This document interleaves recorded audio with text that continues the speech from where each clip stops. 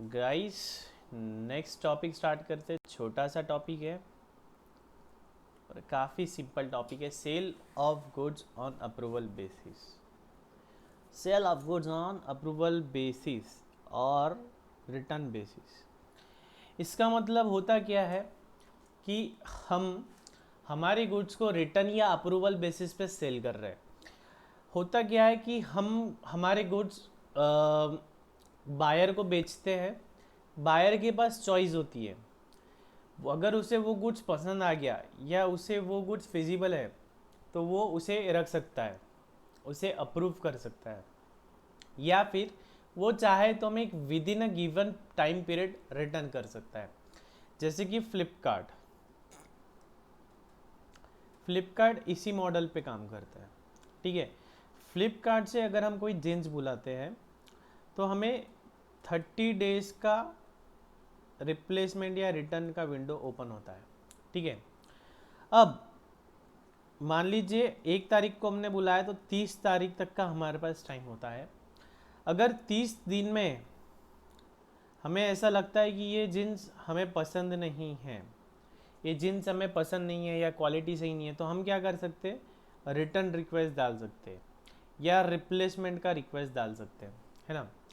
लेकिन 30 दिन तक के हमने कोई एक्शन नहीं लिया तो इसका मतलब क्या होगा, फ्रॉम नेक्स्ट डे ये जो हमें राइट है रिटर्न का, ये हमारे पास नहीं रहेगा। मतलब 30 दिन के बाद में क्या हो जाएगा, ये अज्यूम कर लिया जाएगा कि ये सेल हो चुका है। ठीक है, ये सेल हो चुका है। इतना ही नहीं, मान लो रियल वर्ल्ड में बीच में कहीं 15th डे को जो बायर है, बायर ने बोल दिया कि गुड्स मैं रख रहा हूँ, गुड्स को अप्रूव कर दे रहा है वो, तब भी हम क्या समझेंगे कि सेल हो गया है। ठीक है, sale of goods on return और अप्रूवल बेसिस। ठीक है, सिंपल सा कंसेप्ट है। हमें अगर हमारा बिजनेस बढ़ाना है तो ऐसा तो नहीं है कि हमें हर सिटी में, जैसे कि हमें एमपी में, छत्तीसगढ़ में, बाद में ऊपर आसाम में, सिक्किम में, हर जगह हमारी शॉप्स ओपन करना होगा। हम क्या कर सकते हैं, हमारे एजेंट्स अपॉइंट कर सकते हैं जिन्हें हम हमारे गुड्स सेंड करेंगे। अगर वो आगे सेल कर दे या उनसे सेल हो जाता है तो इसका मतलब अप्रूव हो गया, या फिर उन्हें लगता है कि हम सेल कर सकते हैं तो वो अप्रूव कर देंगे, एल्स वो हमें रिटर्न कर देंगे। तो उनकी रिस्क तो ज़ीरो हो गई ना। अगर देखो, कोई भी इंसान को कोई भी बिजनेस स्टार्ट करते टाइम पे रिस्क क्या होता है कि अगर मैं माल तो खरीद लूँगा लेकिन मैं बेच नहीं पाया तो, ठीक है, यही रिस्क है उनकी। तो हम क्या करते हैं, उन्हें एक ऑप्शन देते थे, अगर आपको जमे, अगर आपको वो गुड सही लगे, आपको पसंद आ रहा है, आपको ऐसा लगता है कि आप वो गुड सेल कर सकते हो तो आप अप्रूव करिए। अगर आपको लगता है कि वो आप सेल नहीं कर सकते हो तो आप उसे रिटर्न कर दीजिए, है ना। तो ये तो अच्छी बात हुई, इससे तो हमारा बिजनेस और एक्सपांड होगा, है ना। तो ये बिजनेस एक्सपांड करने की एक स्ट्रैटेजी है, बिजनेस एक्सपांशन के टैक्टिक्स है ये, sale of goods on return और अप्रूवल बेसिस, है ना। तो अच्छा कंसेप्ट है ये एक बार फ्लो चार्ट देख लेना है क्या दिया है। 3 तरीके से हम सेल ऑफ गुड्स इस मॉडल में कर सकते हैं। एक कैजुअली मतलब कभी कभी, एक फ्रिक्वेंटली मतलब बार बार, और एक न्यूमरसली मतलब बहुत ज़्यादा बार। ठीक है, हमारा बिजनेस ही उसी मॉडल पे चलता है। अच्छा, इसकी की पॉइंट्स क्या है, सिर्फ पोजीशन जा रहा है। ठीक है, जो ए से पोजीशन बी के पास जा रहा है। टाइटल ओनरशिप किसकी है, अभी भी हमारी ही है, सिर्फ गुड्स हमारे गोडाउन से निकल के बी के गोडाउन में जा रहे हैं। It does not involve transfer of ownership, transfer of ownership नहीं है, सिर्फ पोजीशन जा रहा है।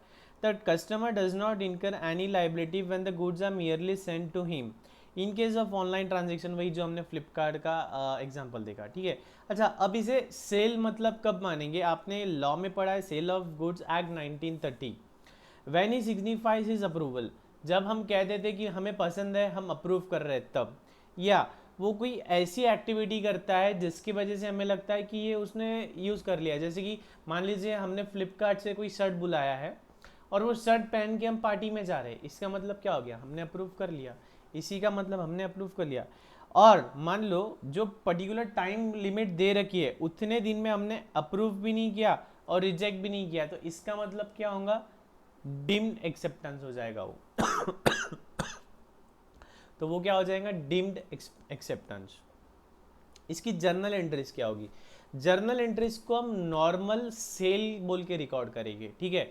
जब भी हम गुड्स हमारे पास से एजेंट को ट्रांसफर करेंगे तब हम क्या करेंगे, इसे नॉर्मल सेल बोल के रिकॉर्ड करेंगे, जैसे कि debtors account debit to sales account.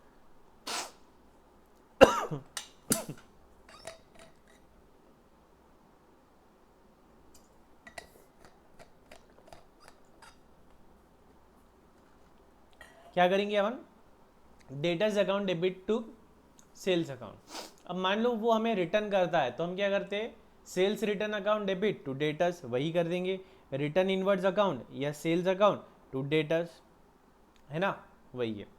अब when goods are accepted at invoice price, हमने ये सेंड किया था इनवॉइस प्राइस पे और सामने वाली पार्टी ने एक्सेप्टेंस दे दिया है या टाइम पीरियड चला गया है, तो इसका मतलब क्या हो गया, ये सेल्स हो गया।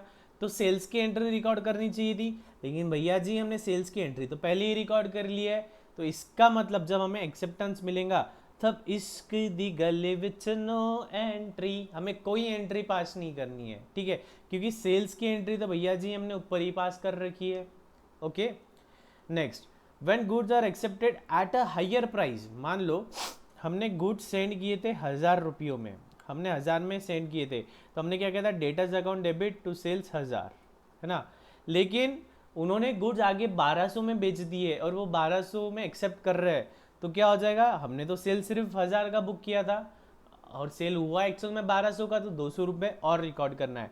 तो debtors account debit to sales, कितना, डिफरेंस इन प्राइस। ठीक उसी तरह अगर लोअर प्राइस पे एक्सेप्टेंस होता है, लोअर प्राइस पे एक्सेप्टेंस होता है, मान लो 700 पे होता है, तो 300 से हमें सेल्स रिवर्स करना पड़ेगा। तो सेल्स रिवर्स की एंट्री क्या है, सेल्स रिटर्न या sales account debit to trade receivable, है ना, डिफरेंस इन प्राइसेस। अब ये इंपॉर्टेंट है, ये इंपॉर्टेंट होता है ईयर एंड पे। मान लो कुछ ऐसा स्टॉक है जिसका अभी ड्यू डेट खत्म नहीं हुआ है, मान लो हमारा ईयर खत्म हो रहा है 31 मार्च को, हमने 15 मार्च को कुछ स्टॉक सेंड किया है और जिसकी वैलिडिटी होती है 30 दिन, 30 दिन में यस और नो कहना होता है। तो 15 मार्च से 31 मार्च सिर्फ 16 दिन हुए हैं और अभी तक हमें अप्रूवल का भी मैसेज नहीं आया और रिजेक्शन का भी मैसेज नहीं आया, तो ये क्या, तो भैया जी ये तो सेल्स हुआ ही नहीं, ये तो अभी तक सेल्स हुआ ही नहीं है, लेकिन हमने 15 मार्च को ही क्या किया होगा, 15 मार्च को हमने ये एंट्री पास की होंगी, मतलब सेल्स रिकॉर्ड कर दिया होगा, debtors account debit to sales, लेकिन एक्चुअल में तो भैया जी सेल्स हुआ ही नहीं है। तो हम क्या करेंगे, रिवर्स करेंगे उसको, हम क्या करेंगे, रिवर्स करेंगे। तो sales account debit to debtors account, ठीक है, रिवर्स तो कर दी। अब भैया जी ये जो स्टॉक है ये हमारे बुक्स में तो दिखना पड़ेगा, प्रॉफिट एंड लॉस में क्लोजिंग स्टॉक में भी आना चाहिए, बैलेंस शीट में भी आना चाहिए, और भैया जी हमने ये भी पढ़ा था accounting standard 2 valuation of inventory या इन्वेंट्री टॉपिक में कॉस्ट और NRV which ever is lower. तो हमने तो इनवॉइस प्राइस पे भेजा है उसे, इनवॉइस प्राइस तो हमारी कॉस्ट से ज़्यादा ही है तो हमें क्या करना पड़ेगा, जो भी मार्कअप है हमारा, जो भी प्रॉफिट हमने जोड़ के बेचा है उसको रिवर्स करना पड़ेगा। तो नेक्स्ट एंट्री रिवर्सल की एंट्री, ये इंपॉर्टेंट है, रिवर्सल की एंट्री क्या आएगी भैया जी, inventories with customer on sale और return account, inventories with customer on sale और return account debit to trading account. I repeat, inventories with customer on sales और return account basis debit to trading account, मतलब trading account में हमारे cost value पे दिखना चाहिए ना, उसकी ये एंट्री पास है। ठीक है, सिंपल सा टॉपिक है एकदम, बस इतनी एंट्रीज अगर आपको समझ जाती है तो ये टॉपिक आपका हो गया है समझो। एक न्यूमेरिकल देख लेते हैं। हमने गुड्स कस्टमर को भेजे सेल और रिटर्न बेसिस पे 33 1/3 का मार्कअप है, तो पहले जब भेजा है तो debtors account debit to sales 1 lakh, बाद में क्या गया, गुड्स रिटर्न बाय कस्टमर तो रिवर्स कर दो, sales account debit to trade receivable, sales return बोलो, रिटर्न इनवर्ड्स बोलो, सेल्स बोलो, कुछ भी बोलो चलता है, 40,000। Next, receive letter of approval from customer, customer ने 40,000 की गुड्स अप्रूव कर दिया, इसकी कोई एंट्री होगी क्या, इसके दी गले विच नो एंट्री, क्योंकि हमने यहीं पे उसकी एंट्री पास कर ली, पहली जो सेल्स की एंट्री थी वही हो गई है। नेक्स्ट क्या बोलता है, goods with customer awaiting approval, मतलब ये अभी तक अप्रूवल आया नहीं है इसका, 31 दिसंबर बीत गया है, तो हमें तो क्या करना पड़ेगा, रिवर्स करना पड़ेगा। तो 20,000 का सेल्स रिवर्स कर दो, sales account debit to trade receivable, ठीक है। अब ये जो 20,000 है ये तो इनवॉइस प्राइस पे है, 20,000 जो है ये हमारे इनवॉइस प्राइस पे है, तो इसे तो कॉस्ट प्राइस पे लाना पड़ेगा। तो इसमें जो प्रॉफिट मार्कअप है, जो प्रॉफिट मार्कअप है वो रिवर्स करना पड़ेगा। कॉस्ट प्लस 33 1/3%, कॉस्ट पे 33 1/3 है, मतलब सेल्स पे कितना 25%, सेल्स वैल्यू कितनी है 20,000, तो 20,000 का 25% मतलब 5,000 मार्कअप है। तो हमारी इन्वेंट्री की कॉस्ट कितनी आ गई 15,000। तो दिखा देंगे inventories with customer on sales और return account debit 15,000 to trading account 15,000, ठीक है। ये नोट्स पढ़ लूंगे तो आपको क्लैरिटी आ जाएगी, ठीक है। बहुत ही ज़्यादा सिंपल सा टॉपिक है ये। नेक्स्ट इलस्ट्रेशन भी देख लेते हैं।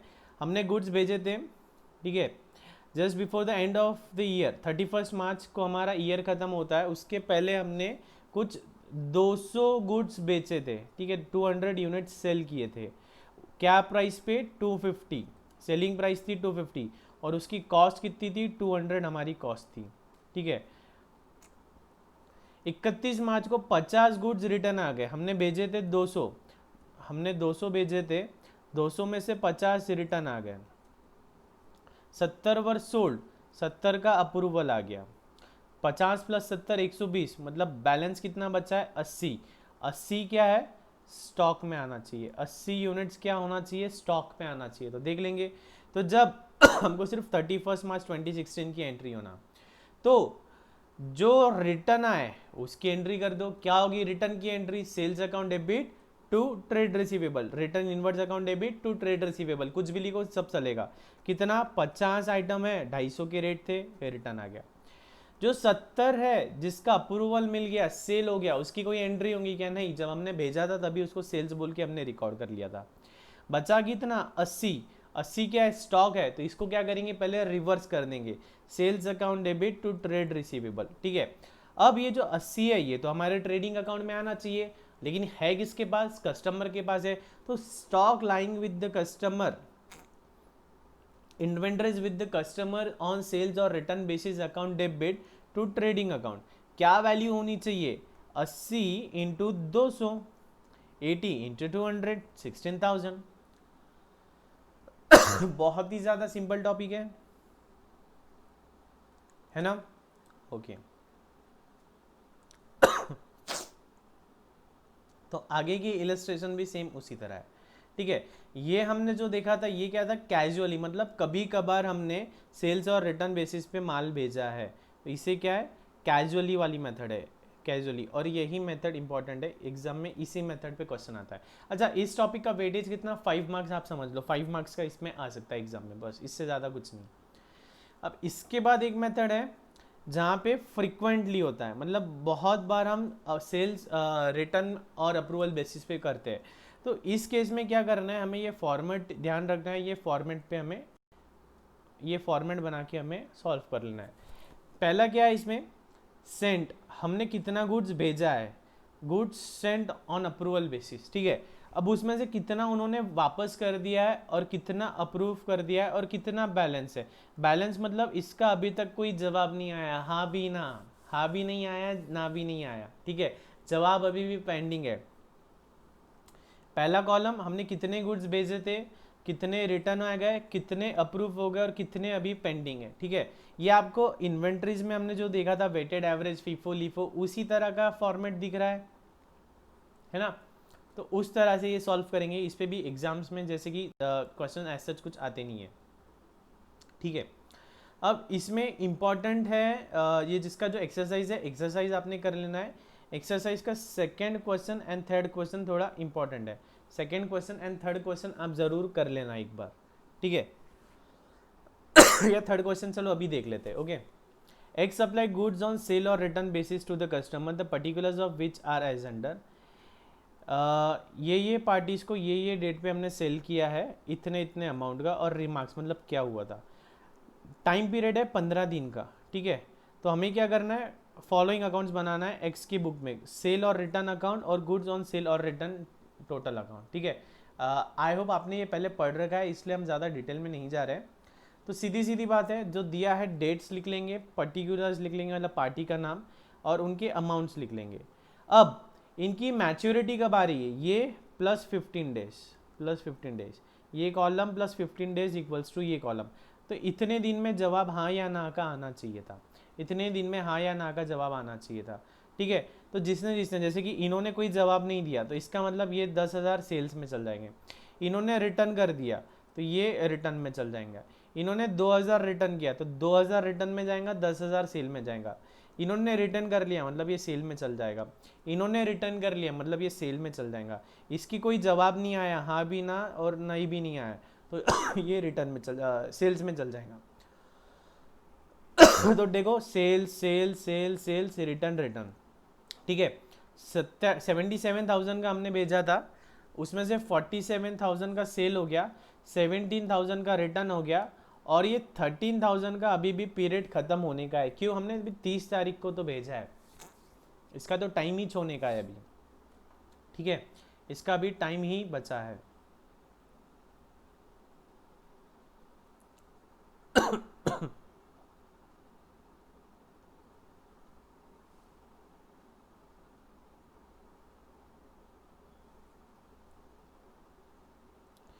ठीक है, यहाँ पे कौन सी डेट लिखी, जो भी वो नरेशन में दी है कि उन्होंने कौन से डेट पे कोई एक्शन लिया।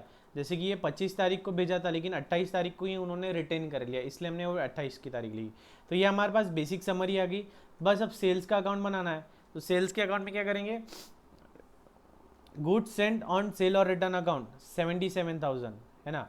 अब 77,000 का बाइफर्केशन कैसा है, उसमें से 17,000 रिटर्न आ गया, तो 17,000 रिटर्न, 47,000 का सेल हो गया तो 47,000 का सेल आ जाएगा, और बैलेंस इतना अभी भी पड़ा है तो 30,000 का बैलेंस आ जाएगा। ठीक है, सिंपल है टॉपिक एकदम, ज़्यादा घबराने वाली बात नहीं है, बहुत ज़्यादा सिंपल टॉपिक है, और 4 से 5 मार्क्स का टॉपिक है। एक घंटा सफिशियंट है इसके लिए। सेशन के बाद आप इसके सारे न्यूमेरिकल सॉल्व कर लो, मोर देन सफिशियंट हो जाएगा। ये मॉड्यूल के बाहर का कुछ नहीं आएगा इसमें, बहुत सिंपल सा टॉपिक है। एक बार पूरे क्वेश्चन सॉल्व करके देख लो, हो जाएगा आपका।